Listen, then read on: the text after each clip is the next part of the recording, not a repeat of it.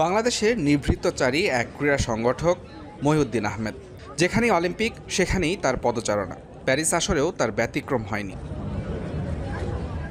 বাংলাদেশের অলিম্পিক যাত্রা শুরু ১৯৮৪ সাল থেকে, আর মহিউদ্দিনের অংশগ্রহণ তার ঠিক পরের আসর থেকে অদ্যাবধি।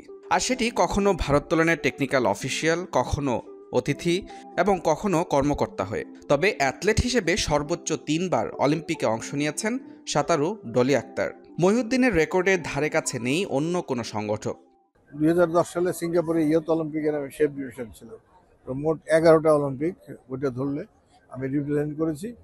এই যা বলছি, কোনো সময় টেকনিক্যাল অফিসার হিসেবে, কোনো সময় ম্যানেজার হিসেবে, কোনো সময় এই টেকনিক্যাল ইকুইপমেন্টস টেকনিক্যাল অফিসিয়াল হিসেবে। এতে আমার আনন্দ মানে কি, জীবনে আমি ধরেন এয়ারফোর্স অফিসার হয়ে বিমান বাহিনী আমাকে সুযোগ করে দিয়েছে। দেশের ভারোত্তোলনে তার সাংগঠনিক দক্ষতায় আলো ছড়িয়েছেন মাবিয়া সুচিরা। মহিউদ্দিন কাজ করেছেন বিকেএসপি, এনএসসি ও ফেডারেশনের শীর্ষকর্তা হিসেবে।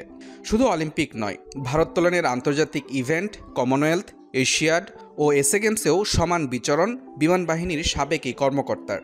আমরাও টেকনিক্যাল অফিসিয়াল, টেকনিক্যাল অন্য কাজ আমাদের দিয়েছে, একই কাজ। আমরা খালি ইউনিফর্ম পরি না, আর এমনি সব কাজই করি, সুপারভিশন করি, যার জন্য I can enter any all the games field. তো এটা ওরা, যেহেতু আমার অভিজ্ঞতা আছে, অভিজ্ঞতাটা আমি শেয়ার করতেছি। সংগঠক হিসেবে নিজের এই অভিজ্ঞতা মহিউদ্দিন কাজে লাগাতে চান দেশের ক্রীড়াঙ্গনে। বাংলাদেশের এই যে অর্গানাইজার হিসাবে একটা বিরাট অর্জন আছে, অবশ্যই আছে। তো এটা আমাদের উপলব্ধি করতে হবে। এই অভিজ্ঞতা দিয়ে ভবিষ্যতে আমরা খেলোয়াড় তৈরি, অর্গানাইজার তৈরি, রেফারি তৈরি, টেকনিক্যাল অফিসার তৈরির ক্ষেত্রে আমরা কিন্তু ভূমিকা রাখছি এবং রাখবো। টেকনিক্যাল কর্মকর্তা হিসেবে 10টি অলিম্পিকে অংশ নিয়েছেন মহিউদ্দিন আহমেদ। ব্যক্তিগত অর্জনে উচ্ছ্বসিত হলেও অপেক্ষায় আছেন অলিম্পিকে নিজ দেশের কোনো অ্যাথলেটের সাফল্য দেখার। Mujra bin Tarek, Jamuna sports, Paris, France.